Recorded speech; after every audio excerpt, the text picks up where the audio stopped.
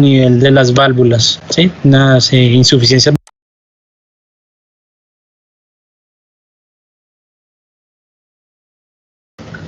Bueno, la clase de hoy creo que nos corresponde hablar sobre los síndromes cardíacos.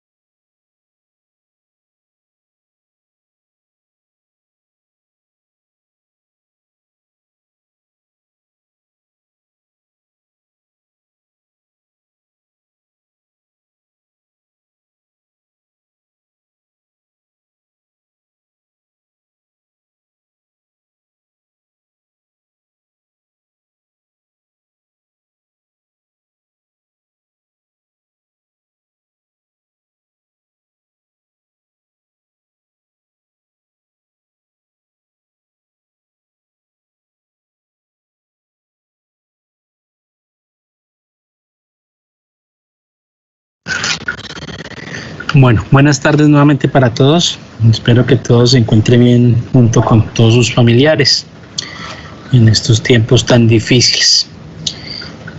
Bueno, la clase de hoy creo que nos corresponde hablar sobre los síndromes cardíacos. Entonces les voy a compartir con ustedes unas diapositivas y vamos a hablar sobre el tema.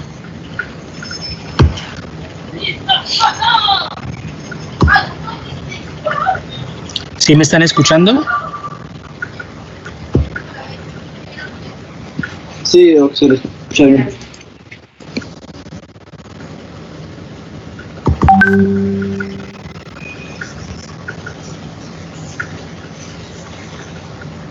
Listo, bien. Ahí ya están viendo la imagen de las diapositivas.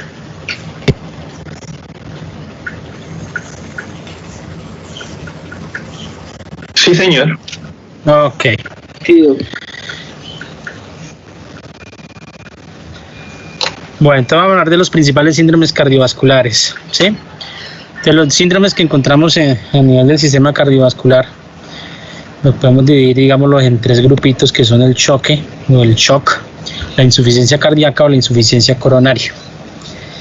El choque o el shock se da por problemas de hipertensión y un taponamiento cardíaco. La insuficiencia cardíaca se origina por problemas a nivel de las válvulas, ¿sí? Unas insuficiencias valvulares o de todos los tipos de las válvulas, y puede presentarse los síndromes cardíacos. Y la insuficiencia coronaria pues afecta lo que son las arterias coronarias, básicamente dando origen a un síndrome pericárdico que conlleva a una angina o un infarto. Entonces, el síndrome de choque o shock, este es un síndrome clínico humoral caracterizado por una disminución del gasto cardíaco. Aquí hay una considerable caída de la tensión arterial, la piel se torna muy fría, hay cianosis, hay polipnea, hay presencia de una taquicardia pero con un pulso muy débil que incluso en ocasiones no se alcanza a detectar a nivel radial o vital, incluso carotidio. Inicia una acidosis metabólica con presencia de una oliguria y unos trastornos de coagulación en la sangre.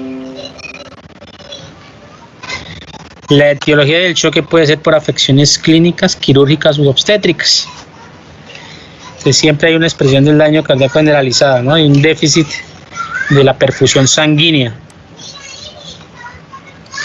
En la fisiopatología parece que pues, hay un agente agresor el cual hay que eliminar, preservando todas las funciones fisiológicas del medio interno, como son la tensión arterial, la glicemia, el equilibrio ácido básico, la nutrición celular y el equilibrio electrolítico.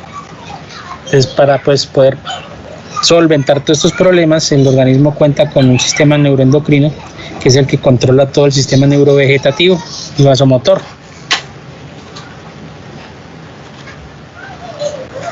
Estos mecanismos de defensa lo que van a desencadenar son ondas catabólicas adrenérgicas con descargas de adrenalina, noradrenalina y la hormona adrenocorticoide y glucocorticoides. Y hay una onda anabólica vagal con descarga de acetilcolina, adenomatropina y mineralocorticoides.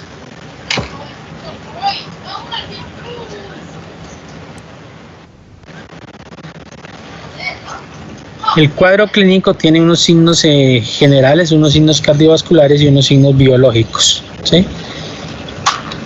Estos signos, digamos, los que evolucionan en 3 fases, que es el shock latente o descompensado, el shock confirmado o descompensado y el irreversible.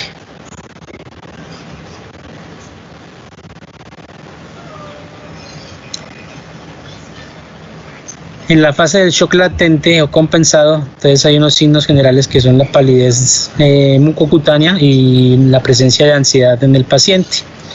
Los signos cardiovasculares, pues entonces vemos que hay una tensión arterial normal o un poco elevada y el pulso está acelerado o presentando una taquicardia. Los signos biológicos, entonces va a haber una hemoconcentración de leucocitos, una elevación de los niveles de glucosa y colinesterasa reducida. En el shock confirmado, los signos generales son cianosis, una respiración superficial, la piel se torna fría y húmeda, hay una oligouria, hay una escasea la orina, puede haber presencia de vómito o diarrea. En los signos vasculares va a haber presencia de los ruidos cardíacos van a estar apagados, el pulso va a ser de pequeño, depresible, rápido. Los vasos sanguíneos se van a tornar invisibles e impalpables y la tensión arterial va a presentar una caída. Entre los signos biológicos lo que vamos a encontrar es una hemoconcentración con una hipoglicemia, una hipopotasemia, una anoxia ística y hipoactividad de la diástasis sanguínea.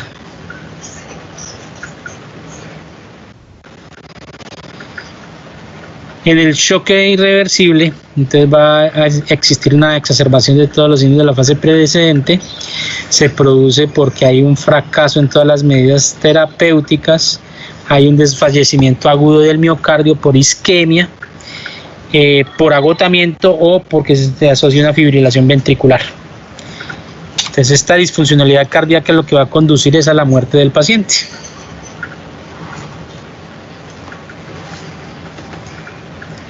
Entonces las etiologías del shock pueden ser por hipovolémico, hay una disminución en la cantidad del volumen sanguíneo, puede ser un shock séptico, presencia digámoslo de toxinas o agentes infecciosos, el shock cardiogénico que es consecuencia de una insuficiencia cardíaca,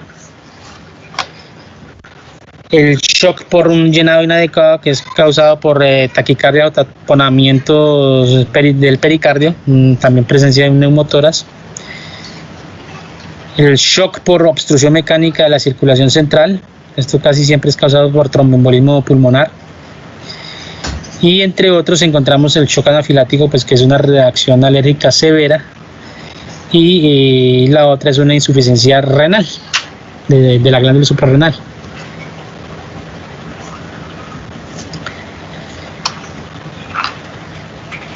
El síndrome de insuficiencia cardíaca es un trastorno funcional que se manifiesta por una incapacidad para hacer frente a las necesidades orgánicas. Las manifestaciones clínicas más relacionadas es la retención hídrica, aquí en la fisiopatología podemos que el corazón está sometido a una sobrecarga de trabajo. Por ello va a presentarse una taquicardia y una dilatación o hipertrofia del mismo miocardio, pero este corazón es incapaz de impulsar la cantidad de sangre necesaria para satisfacer las necesidades de todo el organismo. Digamos, si estas causas se mantienen a lo largo del tiempo, esto va a llevar a un colapso que se van a presentar con manifestaciones clínicas.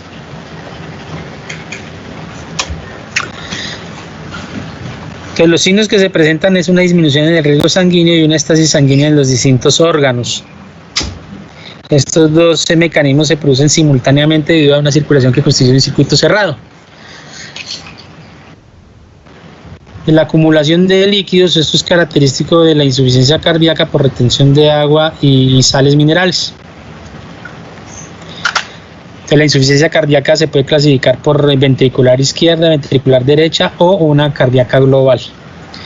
Entonces en la ventricular izquierda van a estar presentes lo que son más manifestaciones respiratorias, en la ventricular derecha van a haber más signos hepáticos y renales, y en la cardíaca va a haber una reunión, digámoslo así, de todos los síntomas, tanto pulmonares como hepáticos y renales. En la insuficiencia ventricular izquierda lo que hace producir es una estasis de la sangre procedente del pulmón, y esto es lo que ocasiona de que la clínica sea predominantemente pulmonar. Entonces en el cuadro clínico vamos a encontrar un paciente taquicárdico. Esta taquicardia es como compensatoria a la función. Hay una disnea, que es el signo característico de la congestión pulmonar, ortopnea, pseudoasmo cardíaca y edema agudo del pulmón. Dependiendo del estado de congestión del pulmón y el edema, así me va a estar presentada pues la clínica con una expectoración rosada y espumosa.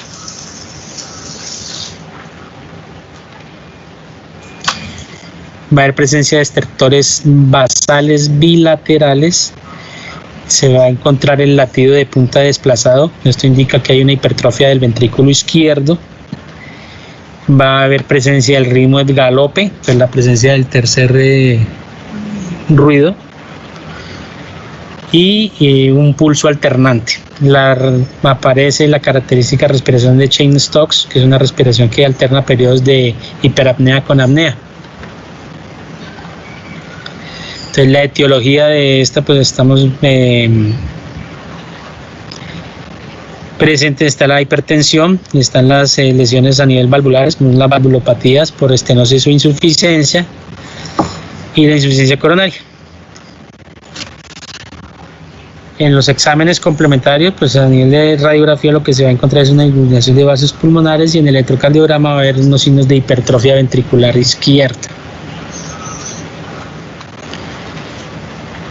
En la insuficiencia ventricular derecha, entonces aquí lo que hay es una insuficiencia global por un remanente sanguíneo de las cavas que predominan en el lado derecho, ¿no? El cuadro clínico va a presentar una hepatomegalia dolorosa, el hígado va a estar firme, doloroso la presión, al presionarlo puede presentarse una ingurgitación venosa que se puede apreciar en el cuello. Va a haber presencia de oliguria, esta ya puede disminuir hasta 400 mililitros y menos en el día, y la presencia de edemas periféricos.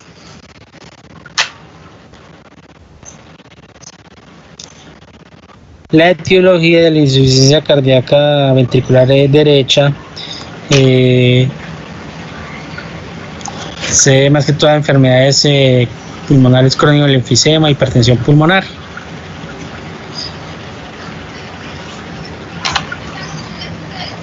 Radiológicamente lo que vamos a ver es una hipertrofia de la aurícula o el ventrículo derecho de las cavidades derechas del corazón, y en el electrocardiograma se observan unos cambios que van a pensar que pueden haber unas cardiopatías congénitas.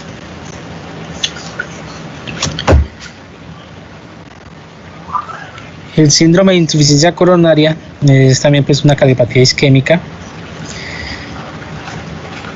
Esto conlleva una serie de manifestaciones clínicas y electrocardiográficas que resultan por la disminución aguda o crónica del tránsito del flujo sanguíneo en cierta región del corazón.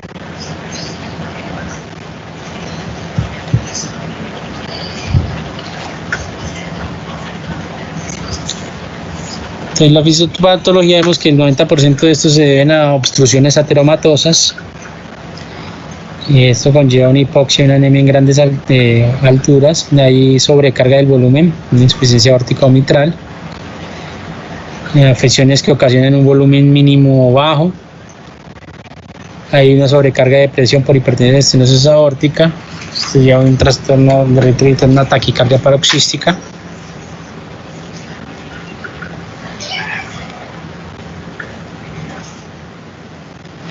La clínica característica de la insuficiencia coronaria pues va a ser el dolor torácico. Entonces, el síndrome coronario se clasifica en lo que es la angina de pecho, el infarto de miocardio y una insuficiencia sin angina. Los infartos nos pueden ir a llegar también a presentar fibrilaciones auriculares, extracístoles ventriculares, bloqueos de la rama izquierda y de las de His.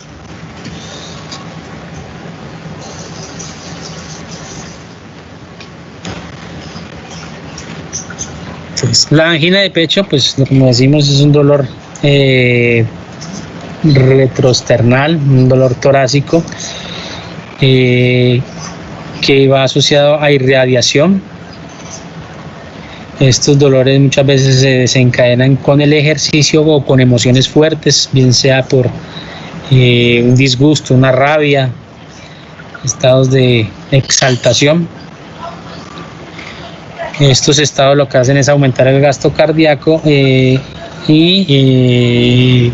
ocasiones de que no llegue el adecuado flujo sanguíneo a la zona afectada, produciendo el dolor. Este dolor se muchas veces con el reposo y con el uso de la nitroglicerina.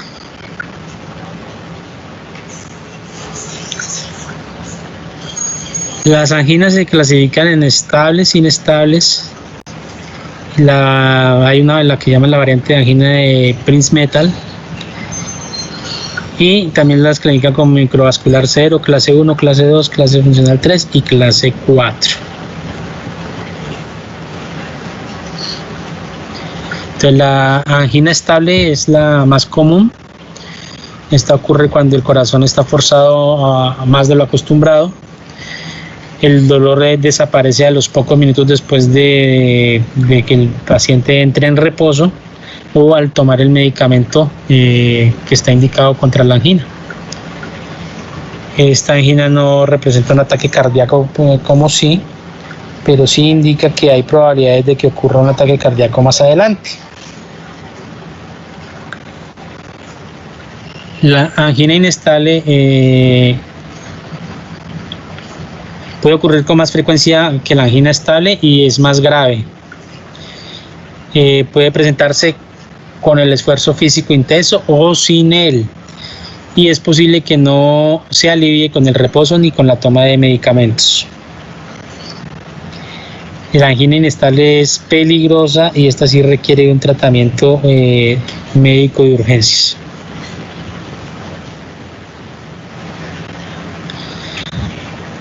La variante 0 Prinzmetal es poco frecuente. La causa de este tipo de angina es un espasmo de la arteria coronaria.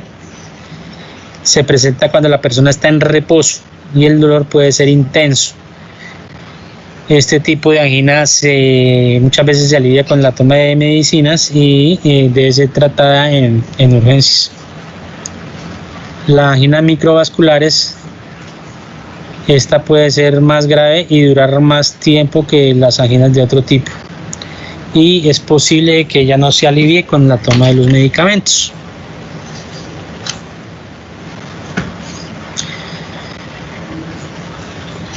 Entonces, en las anginas funcionales de clase 1, esta angina se presenta con esfuerzos superiores a los habituales.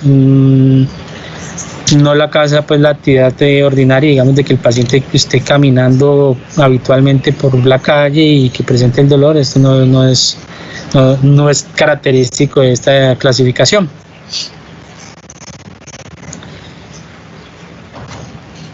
La clase funcional 2, pues es una limitación breve de la actividad habitual. Esta angina aparece caminando o subiendo escaleras,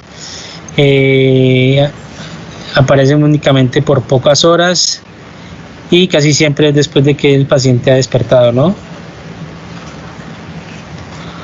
La clase funcional 3, esta está limitada pues con la actividad física ordinaria. O sea, el paciente no alcanza ni a caminar 2 cuadras cuando ya puede presentar el dolor torácico. El hecho de pronto de solo subir las escaleras en la casa del primer al segundo piso le puede ocasionar su clínica de dolor torácico. Y la clase funcional 4, pues ya era prácticamente la imposibilidad de realizar cualquier esfuerzo o cualquier actividad física. Muchas veces el paciente con el solo hecho de estarse duchando o de vestirse puede presentar el dolor.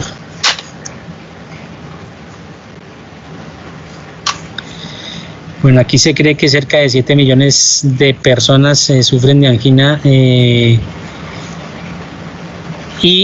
otra de las características es que la angina afecta tanto a hombres como a mujeres. Es en proporciones más o menos iguales, ¿no?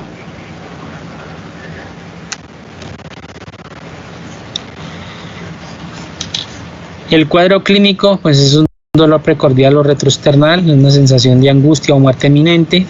Se puede asociar a náuseas o vómito, presentar disnea, sensación de palpitaciones, sudoración excesiva y una palidez mucocutánea. Entonces, los factores que desencadenan estos son los estrechez de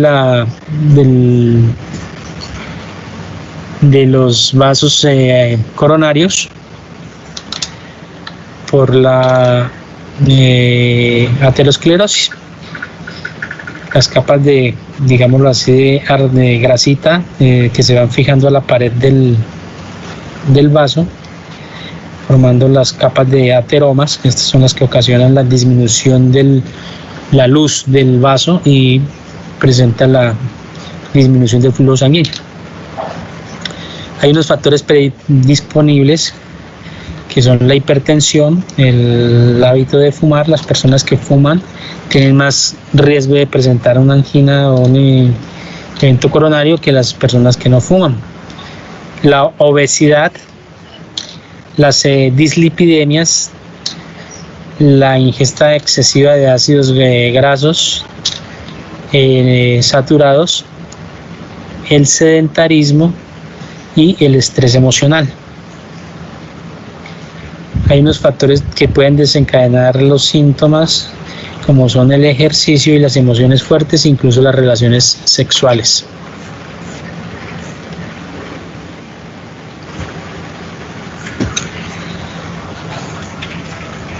Los síntomas que se presentan en una angina estable es el dolor o el malestar, casi siempre durante el esfuerzo físico intenso. No es sorpresivo y los episodios del dolor tienden a aparecer. Se parecen mucho. Por lo general dura poco, se alivia con el reposo o con la toma del medicamento indicado. Se puede sentir como un dolor en el pecho que se extiende hacia los brazos, a la espalda e incluso puede ir a otras partes del cuerpo. En la angina inestable el dolor ocurre a menudo durante el reposo, incluso cuando la persona está durmiendo o poco después de haber realizado algún esfuerzo físico. El dolor llega de sorpresa, súbito. El dolor es más intenso, dura más tiempo que en la angina estable. No se alivia fácilmente con el reposo ni con la toma de medicamentos y puede empeorar incluso con el tiempo.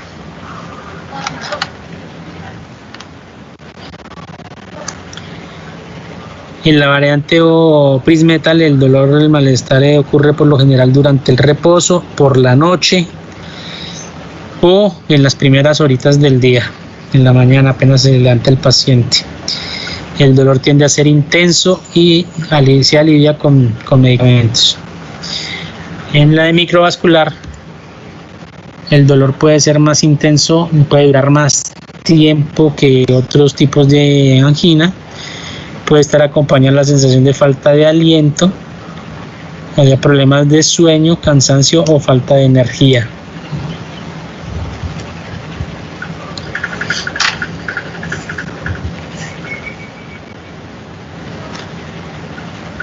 ¿Cómo lo diagnosticamos? Entonces, pues aquí tenemos que tener en cuenta las preguntas sobre los síntomas que está presentando el paciente, realizar una adecuada anamnesis, realizar un electrocardiograma, la prueba de esfuerzo, una radiografía de tórax, la angiografía coronaria y algunas pruebas de sangre.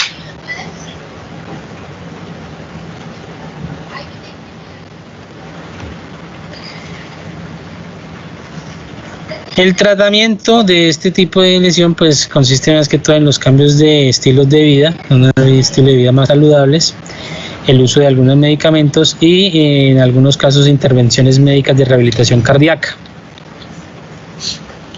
Entonces, los principales objetivos del tratamiento es disminuir el dolor y el malestar, reduciendo la frecuencia con que se presentan, prevenir el ataque cardíaco, prevenir el evento que se agudice más y presente la muerte.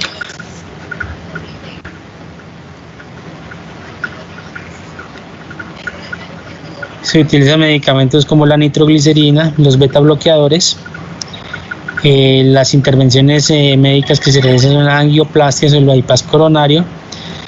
Se utiliza también la contrapulsación externa de potenciales.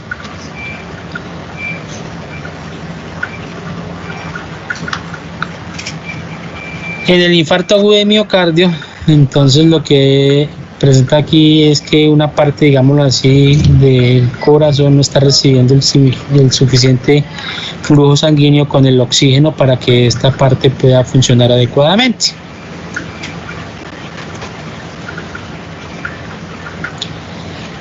El infarto también puede ocurrir cuando, digamos, el corazón está necesitando más oxígeno de lo normal. Cuando se está realizando alguna actividad física intensa, las necesidades del miocardio aumentan en el consumo de oxígeno y si no se le lleva la cantidad necesaria puede presentar el infarto.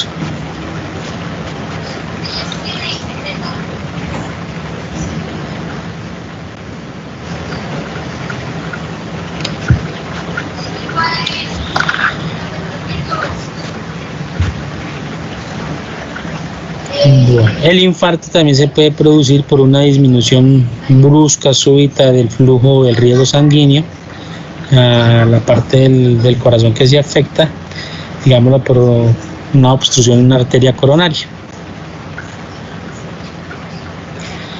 Como lo decíamos, frecuentemente estas obstrucciones se dan por una placa de una placa de grasa, de los ateromas, entonces que reducen la luz del vaso. Incluso esta placa se puede romper y producir un trombo.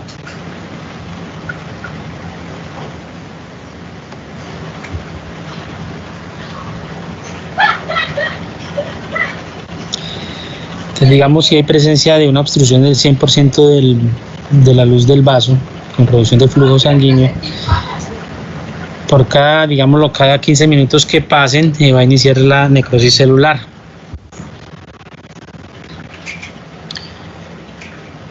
Entonces el infarto lo clasificamos como agudo o en evolución, reciente o en cicatrización y antiguo cicatrizado.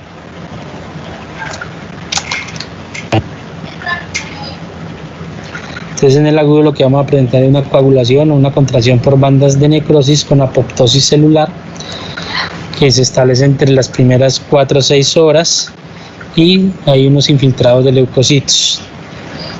En el reciente o en cicatrización hay presencia de monocitos, fibroblastos sin leucocitos y tiene un lapso de más o menos de 7 a 28 días. Y ya un infarto antiguo cicatrizado, lo que es presencia de tejido fibroso con infiltración celular y se dice que cicatrización es mayor a 28 días después del suceso. Los infartos los podemos clasificar según su duración, ¿no? Entonces va como agudo, subagudo y crónico. El infarto agudo está en las primeras 48 horas. En este se presenta una elevación del segmento ST que va unido a una onda T de una forma monofásica. El infarto subagudo se va de 48 horas a un mes. Hay una regresión del segmento ST que vuelve a la normalidad y aparece una onda T negativa. Y en el infarto crónico, que es el que hablamos a partir de los 3 meses, aquí aparece una onda Q patológica que es el que está marcando la cicatriz en el miocardio.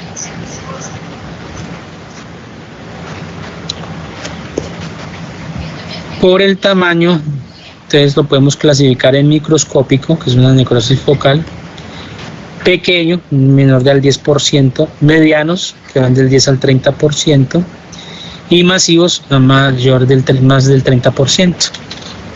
Por su localización los podemos clasificar como infartos anterior, posterior, inferior, lateral, septal o septolateral.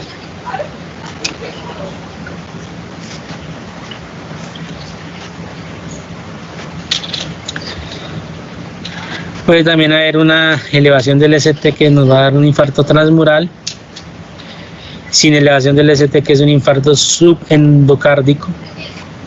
El transmural va a afectar todo lo que es la pared ventricular, en todo el espesor del músculo, y el subendocárdico afecta a un tercio o la mitad del ventrículo.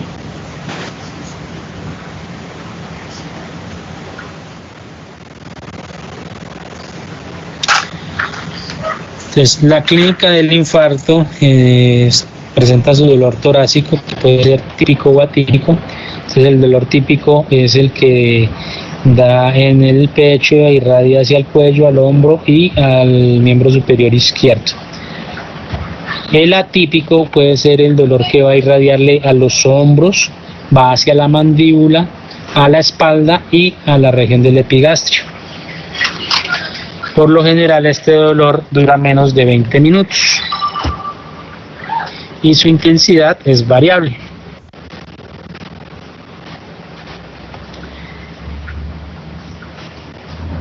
Aparte del dolor se va a presentar lo que son otros síntomas como la disnea, la fatiga, lipotimia, síncopes, hay una diaforesis profusa, palidez mucocutánea, una taquicardia y náuseas.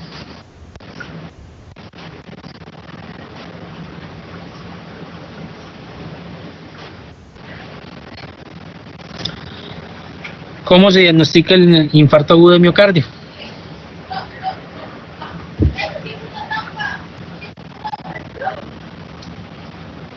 Entonces, para diagnosticar un infarto agudo de miocardio tenemos que tener dos de tres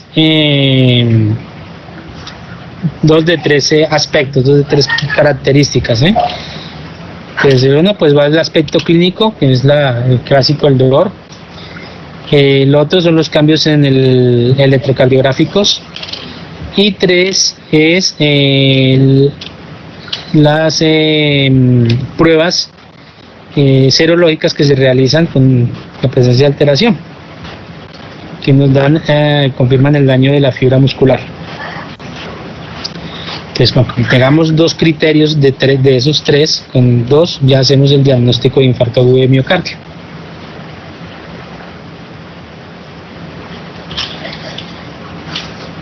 Aquí tenemos, el uno es la historia clínica del dolor en el pecho isquémico, que dure por lo menos 30 minuticos, los cambios que vamos a encontrar en el trazado del electrocardiograma y el incremento de lo que hay de los biomarcadores séricos tales como la creatinina quinasa de tipo MB y la troponina. Pues si ustedes tienen dos de estos tres criterios, con eso ya diagnostican un infarto.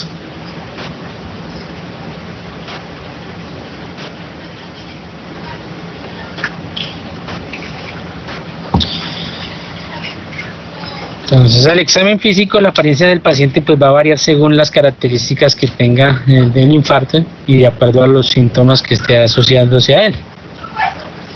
Entonces puede haber pacientes que estén, digámoslo, tranquilos, cómodos, o como pacientes angustiados, taquipneicos, taquicárdicos. Muchas veces pues estos pacientes tienen una piel pálida, sudorosos, piel húmeda, y en otros casos podemos ya ver un paciente en shock.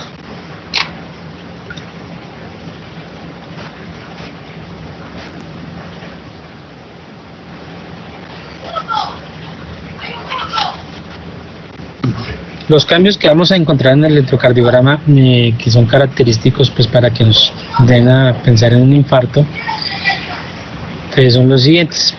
En la fase de isquemia va a aparecer una onda T negativa.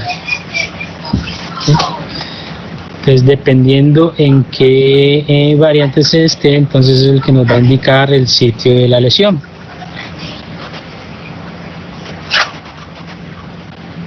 Cuando ya estamos en fase de lesión, entonces va a haber una elevación del segmento ST. Y cuando estemos en fase de necrosis, lo que va a haber es una Q profunda.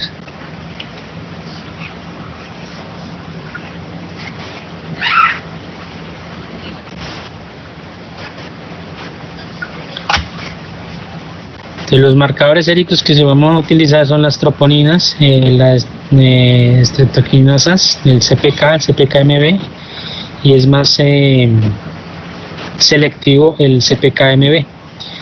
Y el otro marcador es la mioglobina.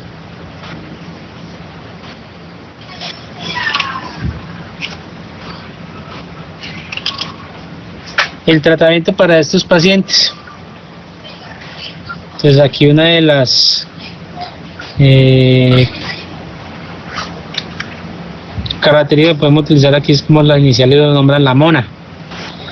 Entonces la mona, que es la M de la morfina, entonces es colocarle al paciente goteos intravenosos de morfina si el dolor no le cede con el uso de la nitroglicerina. La oxigenación, estos pacientes entonces se les debe colocar oxígeno a 4 litros por minuto para mantener una saturación superior a los 90, al 90.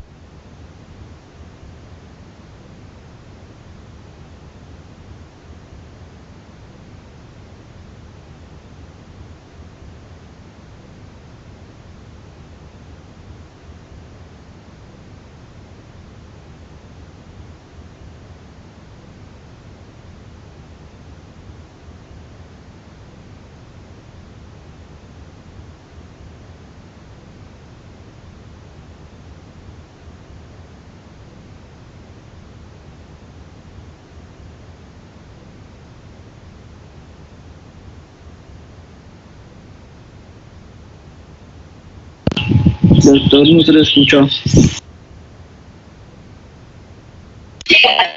Doctor.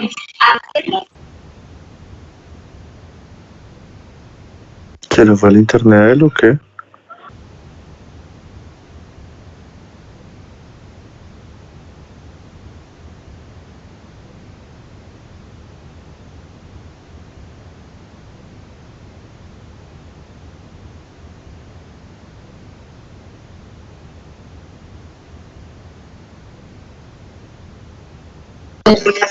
Doctor, no escucha.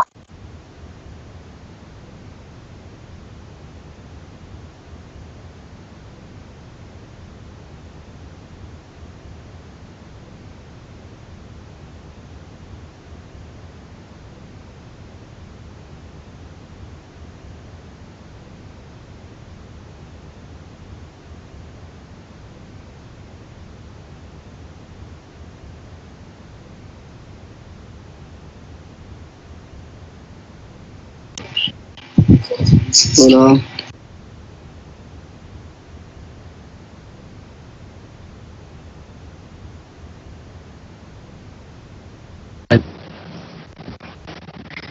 ¿Se escuchan ahora? Ya se me escucha. Sí, señor. Listo, bueno.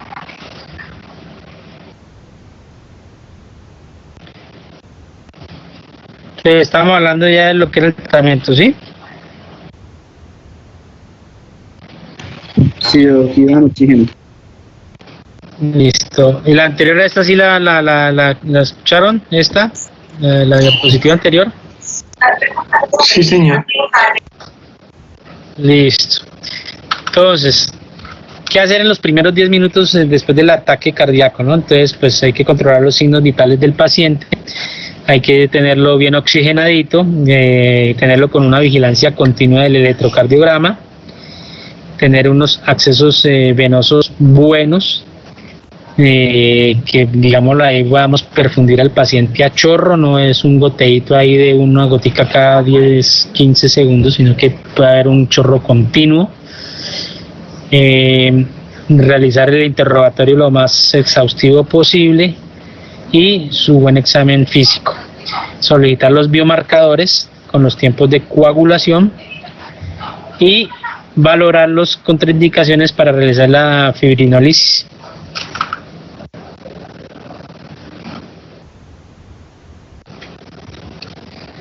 Entre los medicamentos que utilizamos, entonces, está la heparina o la enoxaparina, que es más, digámoslo así, en la clínica es más fácil manejar la enoxaparina porque no tenemos que estar pendientes de los tiempos tanto de coagulación como con la heparina.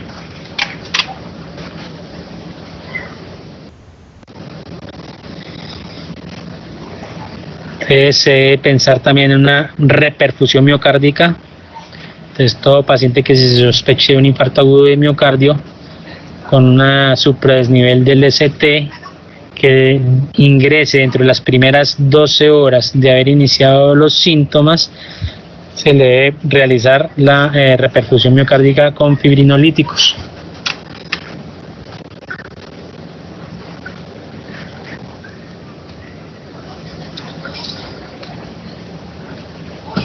Otro de los medicamentos entonces que estamos utilizando en el manejo del infarto es el clopidogrel, que bloquea los receptores P2Y12 plaquetario y va a adicionar pues adicionado con el acetilsalicílico, mejor va a tener mejores condiciones de evitar la agregación plaquetaria. El clopidogrel, pues en caso de que el paciente presente una alergia al acetilsalicílico, se tolera mejor el clopidogrel.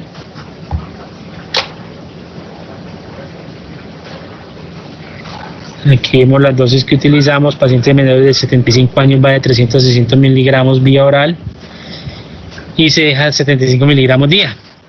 Y mayores de 75 años mejor no administrarlo. Los beta bloqueadores, entonces estos beta bloqueadores lo que van a disminuir la postcarga y van a disminuir la frecuencia cardíaca, con eso entonces va a disminuir el gasto cardíaco y la necesidad de oxígeno del miocardio. Los beta bloqueadores están contraindicados si hay una insuficiencia cardíaca y un choque cardiogénico, si hay un riesgo de incremento de choque por la edad mayor a 70 años, si hay una frecuencia cardíaca menor a 60 por minuto, si hay un intervalo PR mayor a 240 o si el paciente tiene antecedentes de asma, entonces mejor no utilizar los beta bloqueadores. Entre los beta bloqueadores, aparte del el más utilizado, está el metoprolol, que da de 5 miligramos cada 5 minutos intravenoso en 3 dosis. Después se dejan 50 miligramos cada 6 horas vía oral, 4 dosis.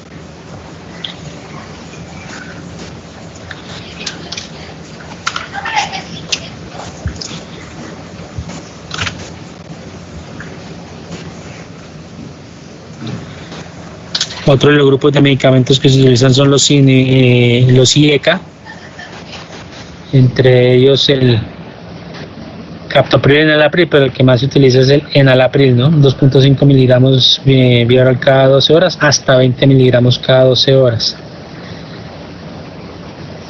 Esto tiene un efecto cardioprotector. Otro grupo de medicamentos que se utilizan son las estatinas. Ellas ayudan a disminuir la respuesta inflamatoria y estabilizar la placa ateromatosa. El medicamento que más se utiliza es la atorvastatina. La atorvastatina va de 20, 40 y 80 miligramos. En los infartos agudos, entonces vamos a utilizar dosis altas.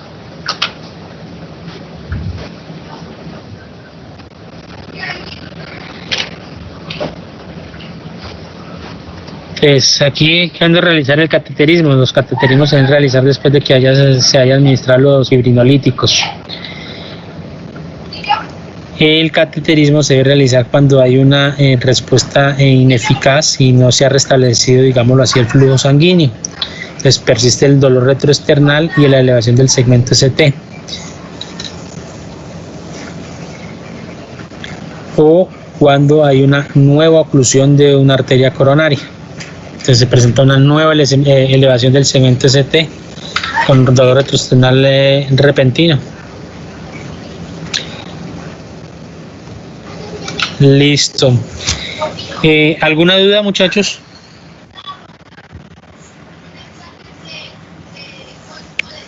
No, señor.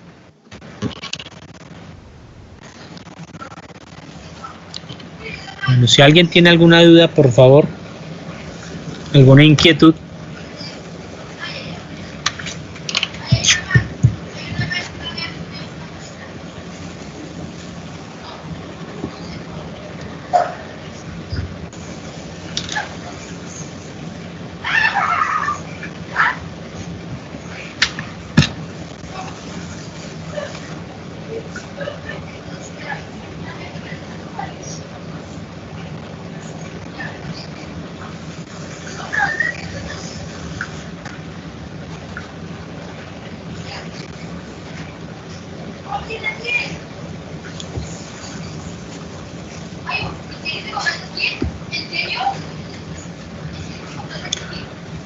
Bueno, si no hay dudas, entonces creo que con eso ahí dejamos el tema.